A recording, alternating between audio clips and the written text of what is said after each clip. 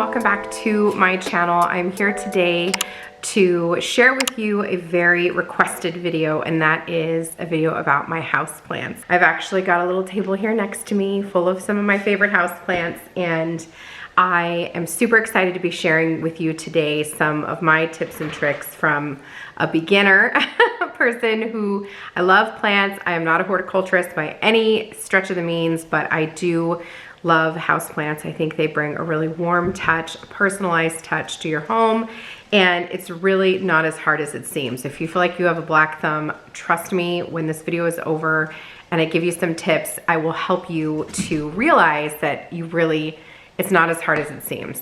I definitely have my friends back here that are trying to get situated. The house is half full.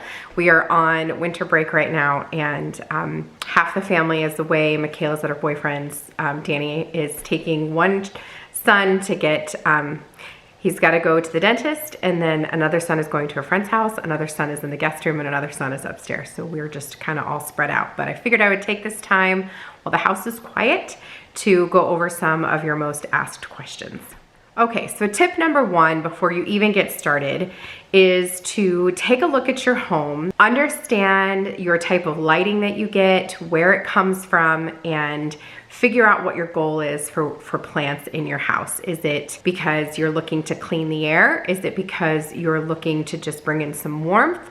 Or is it because you're trying to grow something? There's lots of plants that you can grow indoors, vegetables and lemon trees and things like that. So what's your goal, and how is that gonna fit into your home? So the way our home sits, we're kind of diagonal to the sun. So the sun rises in on the back corner of our house, of course, where our bedroom is. That's our bedroom door right here. So the sun rises back there, and then it goes across our house diagonally during the day, and it sets in the front right corner. So we never really get a whole ton of direct sunlight in through the windows, which, you know, is good and bad. It's great because I can put lots of plants in the windowsills and they don't get fried. It's bad because I don't get a ton of beautiful direct light. So I really wouldn't be able to do a lot of like vegetable planting back here. I couldn't like pot a rose bush in here, which you can do, but they would definitely not get enough light. If you have direct sunlight in through a window and you were to put it in a pot, a rose bush, it would bloom. It would be beautiful. I did it in Las Vegas, but I wouldn't be able to do it here because I don't get any of that direct sunlight. But I do get enough filtered light that I can put plants pretty much anywhere in my house and they do really great. Plus, there are plants that do fine, perfectly fine in very low light to no light. We're gonna talk about that. So that's my tip number one, would just be to understand your home, understand the kind of light that you get. Honestly, the zones don't really matter. We're a zone 6 where we live, but honestly, the zones don't really matter when you're doing plants on the inside. Temperature does matter when it comes to propagating and getting your plants to bud new leaves and things like that. If it's too cold, they'll just be dormant for a while. You just won't get a lot of new growth. That does play into account. So if you keep your house really, really cold, we tend to keep our house pretty chilly. You have to keep that in mind, all right? So understand your home, figure out what your goal is. That's step number one. Okay, so tip number two is to figure out where you want to put your plants. So figure out if you want your plant in the windowsills, if you want them in a very well lit room, if you want them in a bathroom where there's next to no light, unless you have a window. We have a powder room that has a plant that's thriving, but there's no light in that room. So you have to figure out where you want to have your plants. In our entryway, we have very little natural light in there, which is kind of a bummer. It was actually something I really wanted, was to have a lot of natural light in the entryway. I wanted a 9-light door. Our builder pushed us against it. He said it wasn't a good idea. I'm kind of regretting that. However, when the weather starts to warm up a little bit more, we're gonna put a storm door so we can keep that front door open and get more natural light. But because there's not a lot of natural light in there, I had to be very mindful about what type of plant I was putting on that entryway table. As you know, opposed to all the plants I have here in the windowsill, as well as in my kitchen, I could put pretty much anything I wanted because there's so much natural light. Same for here in my living room. So figure out where you want to put the plant, because that will determine what kind of plant you purchase. if it can have lots of light, or if it needs lots of light, I'm sorry, or if it can survive in low light. Those things are really important. Tip number 3 is to figure out what kind of foliage you like. So I tend to like really full plants. I don't like long, skinny leaves typically.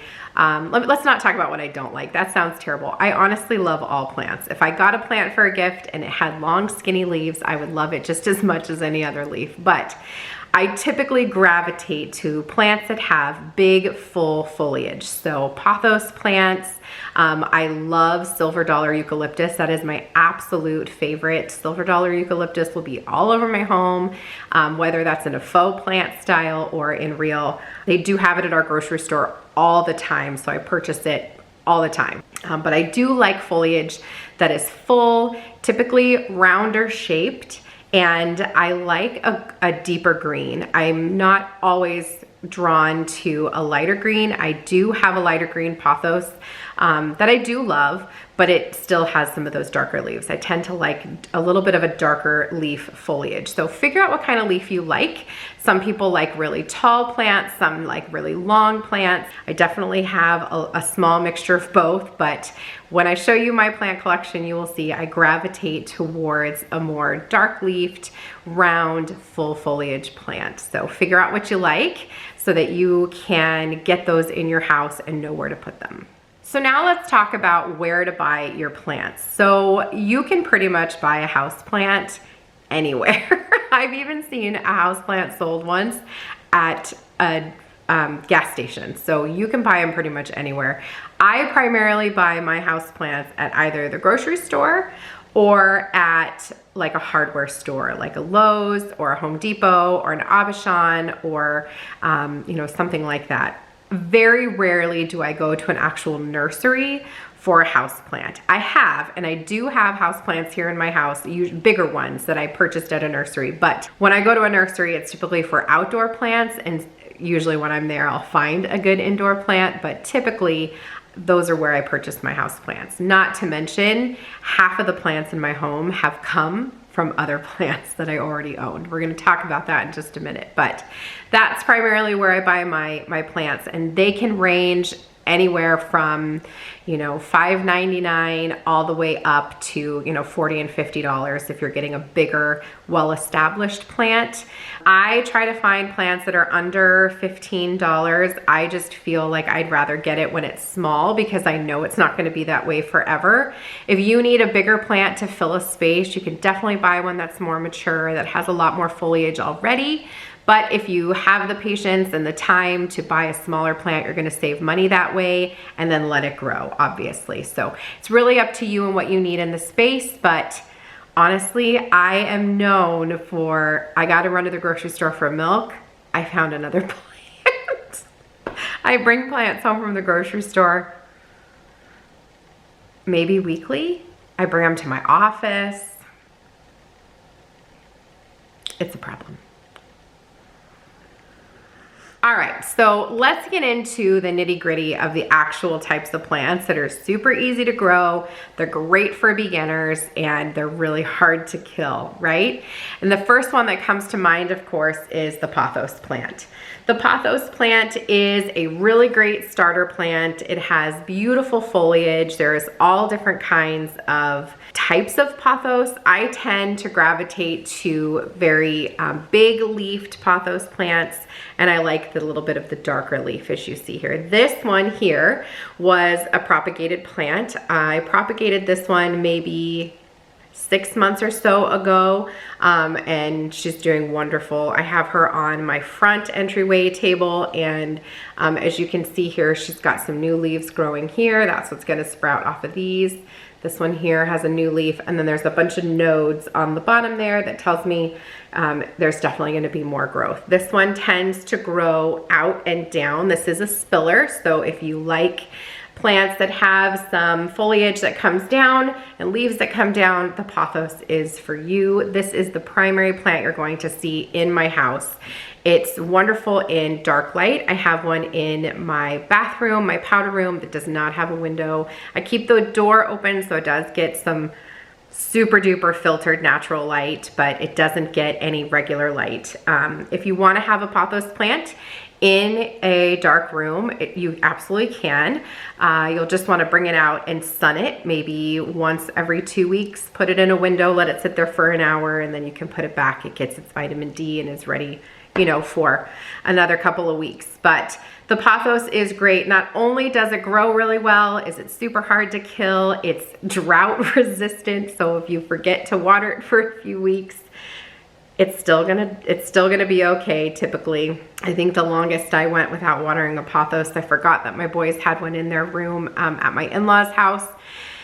And I think we went maybe almost 4 weeks without watering it. And yes, it was a little wilted, but it was very easy to bring back. I gave it some food and some water, and it was back within 2 days. And they tell you when they need water, so that they will wilt a little bit, but we're gonna talk about watering in just a little bit, but they will let you know when they need some water. But the other reason why I love pothos is because they're super duper easy to propagate. So propagating a plant just means that you're taking foliage from one of your existing plants and you're creating another one. It's super fun and super easy. We're gonna talk about it in just a little bit, but the pothos plant is super easy to do that. And I have maybe purchased 2, and all of the others in my home, which I have a ton, are spawns from those original plants. This one here was a propagated plant, as I already mentioned. So that's a lot of fun. And I love the shiny foliage that they bring, and they grow really big and they can grow really long. So you can train them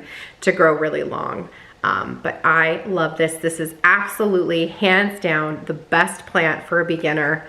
Fill your house with the pothos. The added bonus too to having lots of houseplants in your home is that they keep your air really clean, and the pothos plant is one of those that does that. It helps to get rid of carbon monoxide and formaldehyde in the air. It's really, really good, and it also helps to filter odors out of your home. So I think I have 3 in my kitchen alone, and they're just not, like I said, not only just beautiful foliage, but they're really good for filtering the air. So get yourself some pothos plants. The next plant that I want to talk about that's super easy and great for beginners is the snake plant, also known as the mother-in-law's tongue. This plant is super duper easy, really, really hard to kill, also thrives with neglect, and is a really good air purifier. Plus it looks really good. The foliage is really beautiful green. As you can see, this one is really, really healthy. This was a propagated one that I cut from my bigger one, which is in my bathroom. And these plants, they don't grow super fast. So if you're looking for a grower, this is not really one of those. They do grow on the slower side, but as you can see here, this one does have some new growth. I don't know if you can see that down there. There's some new buds coming in right there. And they're really, really beautiful. They're great for adding height to a table, and they look great on the floor. So I have one in my bathroom that lives on the floor in a basket, and it does really, really well. It does offer some height down there. So the snake plant is another one that's super easy, hard to kill, a great one for a beginner. The next plant that I would suggest for a beginner would be any kind of ivy. Sometimes ivy can be a little bit tricky if it's not as forgiving if you forget to water it. It definitely needs to be watered, but it grows really fast. So it's one of those that you could purchase really small for a really good affordable price and watch it grow, and it'll grow fast, which is really, really great. I like plants like that because I like them to fill the space. I like them to be full foliage. So an ivy plant is really, really great for that. They're easy to find. I see them at the grocery store every time I go, and they're really affordable. I've never paid over $10 for an ivy plant, and they're beautiful. Another plant that does really, really well and is easy to grow is a dracena. Now this is a type of plant that I don't normally go for a number of reasons. The leaves are long and skinny, more like a snake plant. It's not my favorite. And they do have some of that lighter striping here on the leaves. However, this one looks fake, doesn't it? It's just so beautiful. And the foliage was so healthy that I had to steal it. So on the packet, I just bought this one. This one is a new one to my house. This one says that it will tolerate low light, but it does well in medium to bright light, and it likes south-facing light. And it does say that it likes to have dry soil before you re-water it, but we're gonna talk about watering here in just a little bit. But this has a ton of new growth already. If you can see down there in the middle, there are 3 brand new leaves already coming in.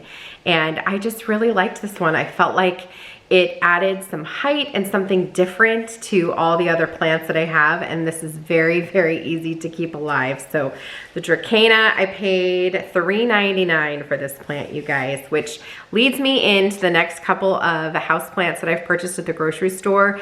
I don't know what they're called, but I'm gonna show them to you so you can keep an eye out for them because they're my favorites. Okay, probably my absolute favorite plant that I own is this rubber plant. It's called a baby rubber plant, and the leaves are so pretty. I think it's called a baby rubber plant because the leaves are kind of rubber looking. They're very thick and they're shiny and they're very round and they're beautiful. I just love this plant. I have 2 of them, one in this lighter green color and one in a darker green color. And this one has a ton of new growth, as you can see. And this is, I don't know, I just love this. It's so big and beautiful. I love how thick and big and sturdy the leaves are. And they're wonderful. They're a little bit trickier to grow, I will be honest with you. They are very, very finicky when it comes to water. Well, I shouldn't say very, very, but you have to make sure you're watering them every 7 to 10 days. They cannot get too dry. We're gonna talk about watering, but there's a way to make sure you remember to water these bad boys every week. The other thing is they do respond negatively if the air is too dry. So where I live, the winters are extremely dry and the summers are extremely wet. So during the winter, I do have to mist this plant every single day, this one and the other one that I have. That's really important because they will start to wilt if they're not getting enough moisture. So make sure that if you have a rubber plant that you're giving it the moisture that it needs. It'll tell you because the leaves will start to droop and fall off. As you can see, all my leaves are very, very healthy and happy. This plant is just so incredibly wonderful. It's thriving so well. I even have these brand new little leaves coming in right there, if you can see that tiny, tiny one.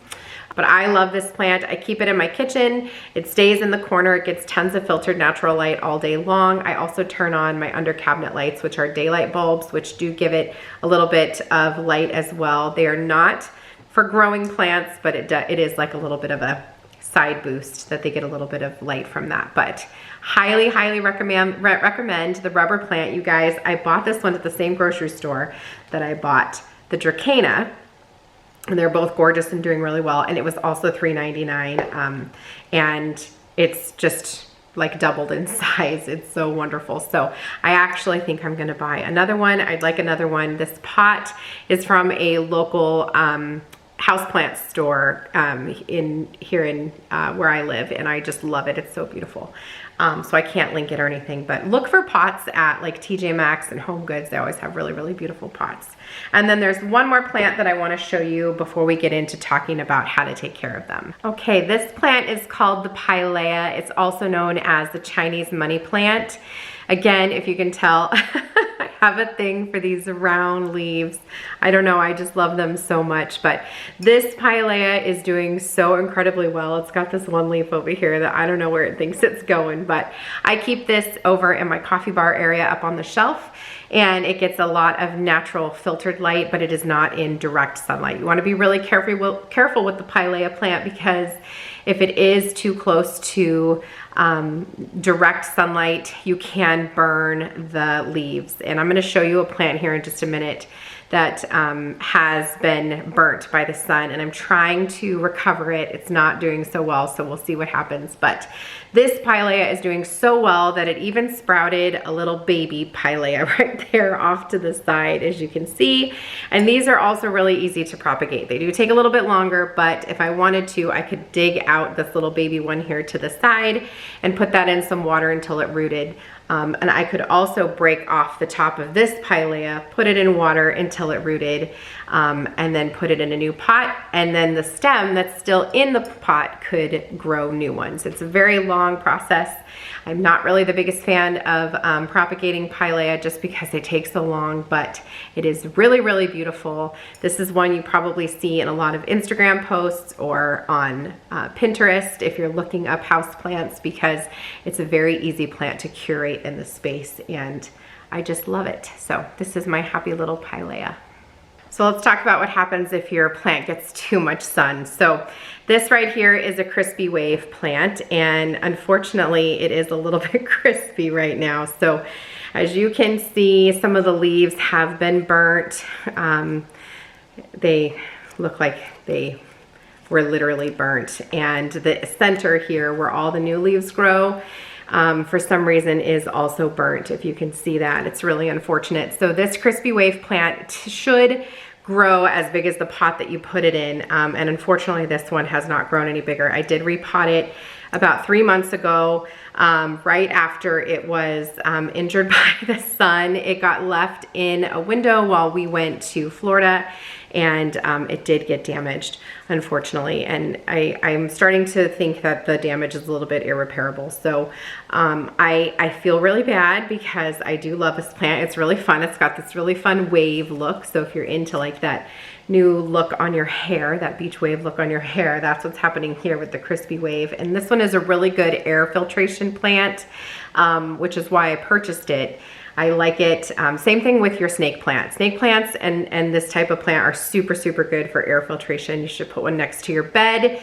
It'll help filter the air while you're sleeping, and it's really good for you. But this one, unfortunately, has just not been well taken care of because it was burnt by the sun. So I'm trying to bring it back to life. It looks a lot better on camera than it does in person. So we'll see. So let's talk about watering, right? So that's the number one way that you're going to care for your plants is watering them. You do need to make sure you're watering them regularly. So one of the things that I would say is probably the key to my success with the houseplants is getting on a watering schedule.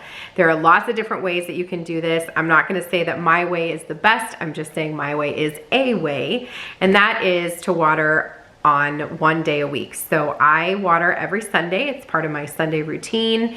I thoroughly enjoy watering my plants. It's one of my favorite things to do. I often get asked, why don't I pawn that off to a child since I have so many? I will never pawn off watering my plants. If my kiddos want a plant to water, I'm happy to get them some in their room, but I love to water my plants. It's just, I don't know, I find it very relaxing and satisfying. So every Sunday I fill up my watering can and I water all of my plants. And during that time, I will check them for any deadheading that needs to happen. That's where you take off anything that is dead or you know, looks like it's wilting or not doing very well, because you want to remove that stuff so it's not stealing nutrients from the perfectly good leaves or generating new leaves. And one way to get a house plant or any plant really to grow and to thicken up and to do really well is to prune it regularly. So take off anything that's dead or reaching the end of its life, you know, any leaves like that, especially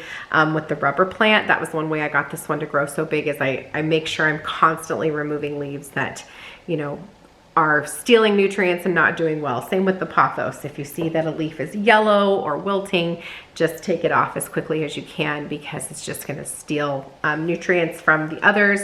So watering your plants every 7 days is a great way to do it. Now, there are a number of ways to water your plants, and it's really going to be up to you.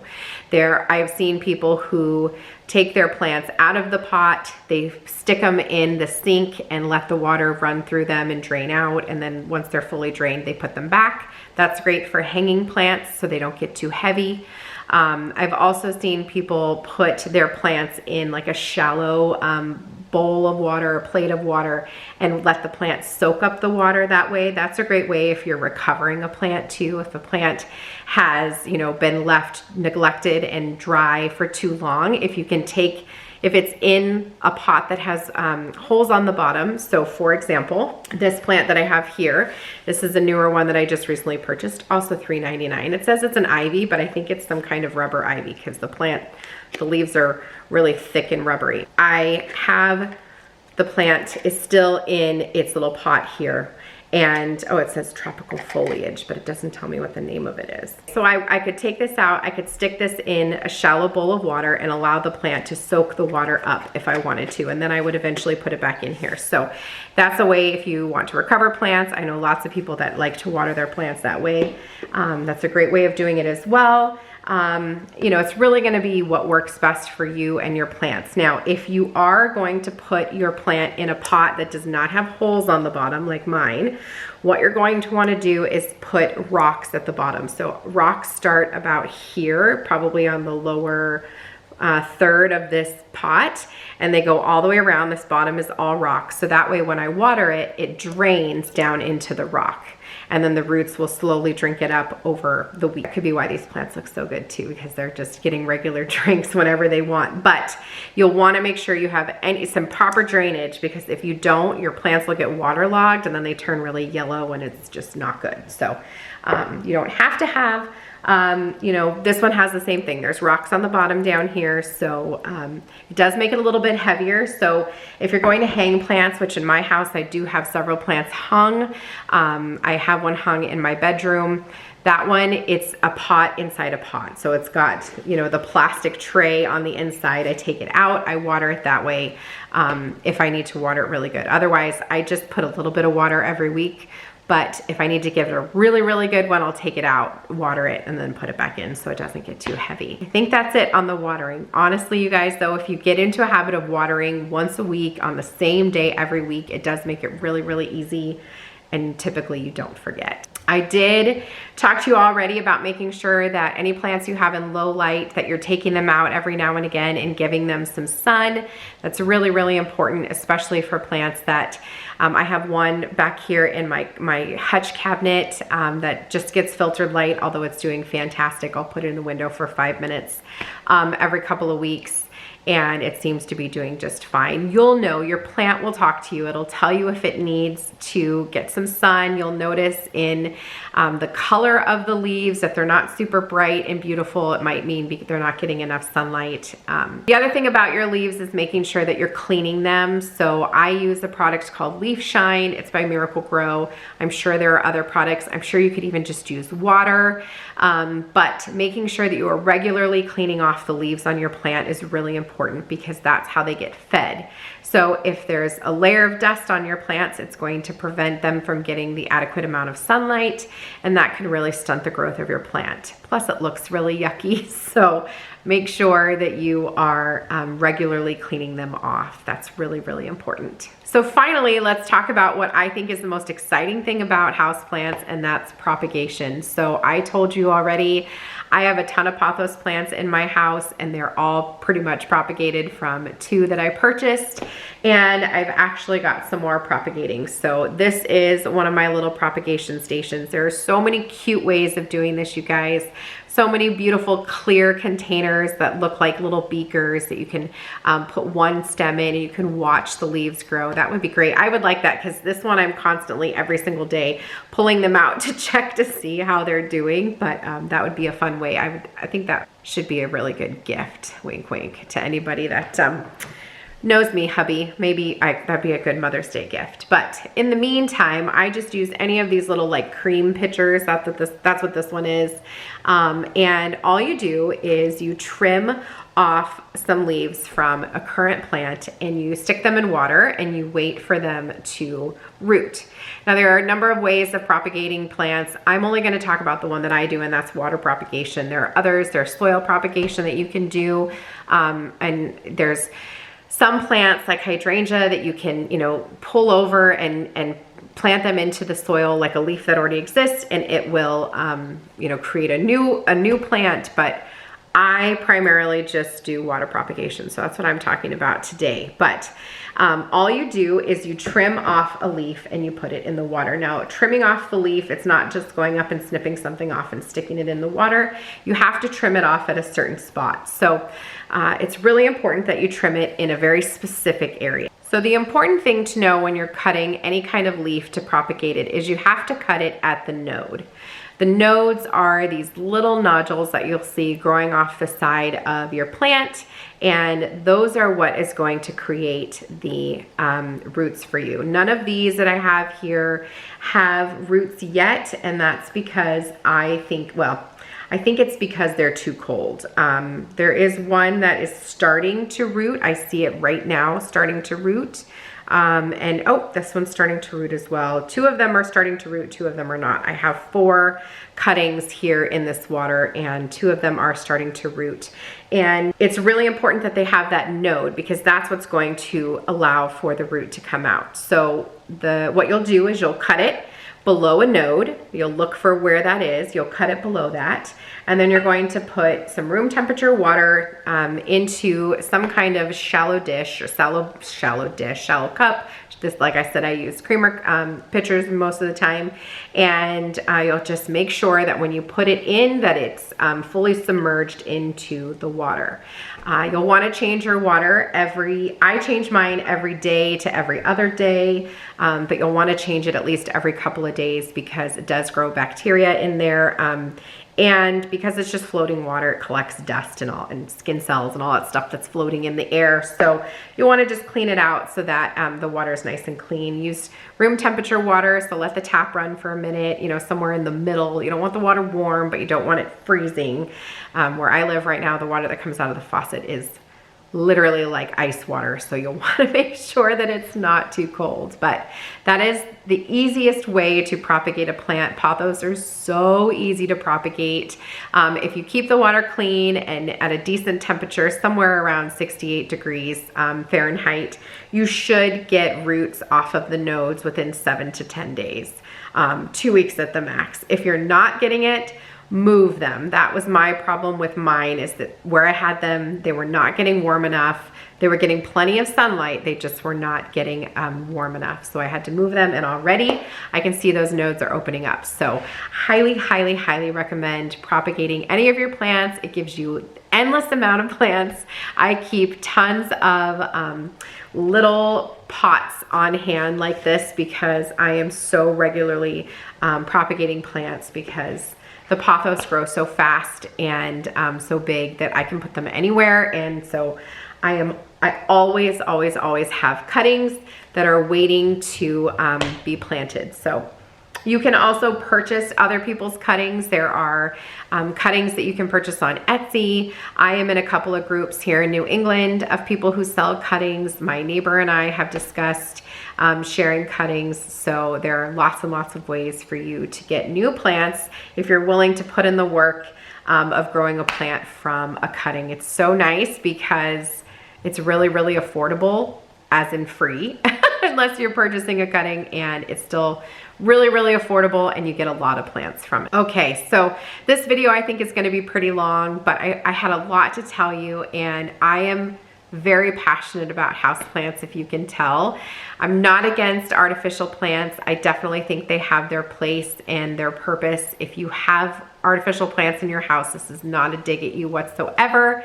However, if you love the look of plants and you're willing to put in a little bit of work, I do truly think that some live plants bring in a little bit of extra charm to your home, not to mention all the added health benefits that come with filtering the air and how good they are for you. So I would highly recommend giving it a try. Even if you think you got a black thumb, there are plants out there that you can definitely grow and keep alive. So if you have any questions for me, please feel free to put them down in the comments. If you're interested in maybe sharing some cuttings and doing that back and forth, let me know. I would definitely be interested in that.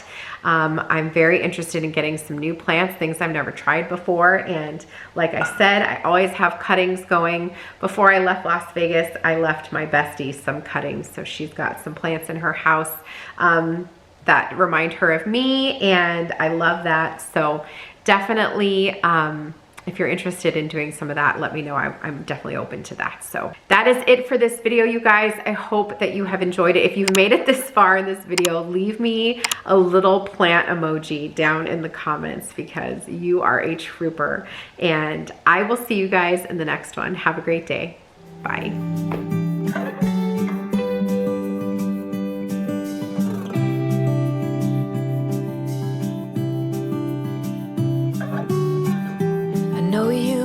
It all before, but you are the love of my life.